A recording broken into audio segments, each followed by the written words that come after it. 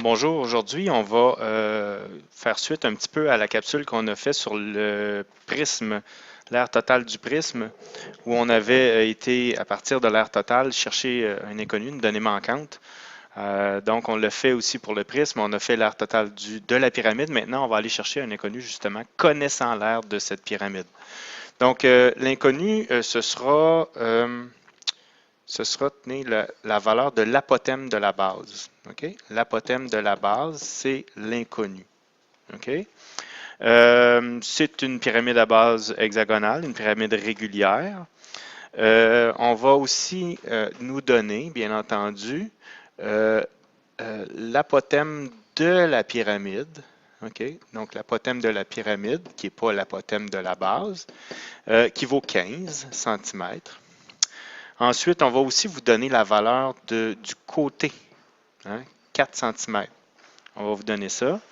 Et on va également vous donner l'aire. Hein, donc, l'aire totale de la pyramide, il faut qu'on vous la donne, c'est 276 cm².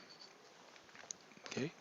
Donc, on a tout ce qu'il faut pour aller chercher la valeur de A, qui est notre apothème de la base. Alors, la première question, comme ce fut le cas avec le prisme, c'est de se demander où se cache l'inconnu. Donc, dans ce cas-ci, l'apothème qu'on cherche, c'est l'apothème de la base. Donc, vous comprendrez que l'inconnu se cache dans l'aire de la base.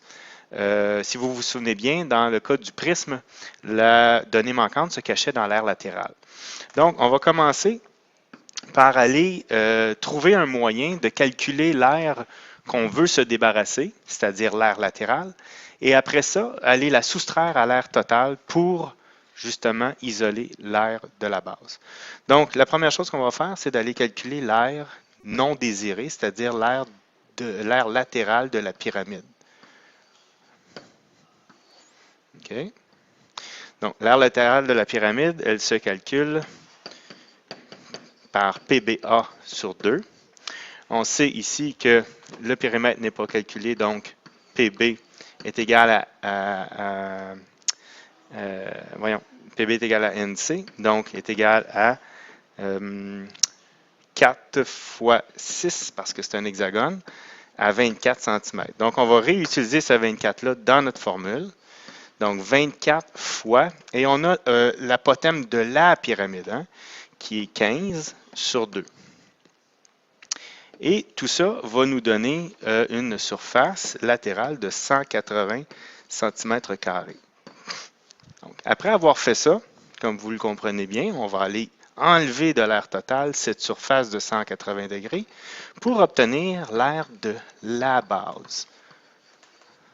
OK? Donc, on a l'aire totale qui est égale à l'aire de la base plus aire latérale. Alors, on a 276 qu'on nous a dit qui était l'aire totale de la pyramide, où on a l'aire de la base inconnue, mais on a l'aire latérale de connue. Donc, par résolution d'équation, on va aller enlever le 180 donc de chaque côté. Et on va obtenir la valeur de l'aire de notre base qui est de 96 cm². Une fois qu'on va avoir isolé notre surface de notre base, mais on va aller rechercher. Rechercher quoi? Dans ce cas-ci, c'était l'apothème de la base. Donc, l'aire de la base, c'est égal à quoi? C'est égal à NCA sur 2. Donc, on a dit tantôt qu'il s'agissait d'une base qui était un hexagone, donc 6 fois notre 4 et notre apothème qu'on ne connaît pas sur 2. Et on a dit que ça valait combien? 96. Donc, on a que 96 est égal à 6 fois 4, 24, divisé par 2, ça fait 12. Donc, on a 12A. On va donc diviser de chaque côté par 12. Et on va trouver la valeur de notre apothème qui est de 8. Donc, connaissant l'aire de la pyramide, 8, hein, 8 cm, on n'oublie pas. Donc, connaissant l'aire de notre pyramide, l'aire totale de notre pyramide, on est en mesure, en ayant les données nécessaires, d'aller chercher une donnée en particulier.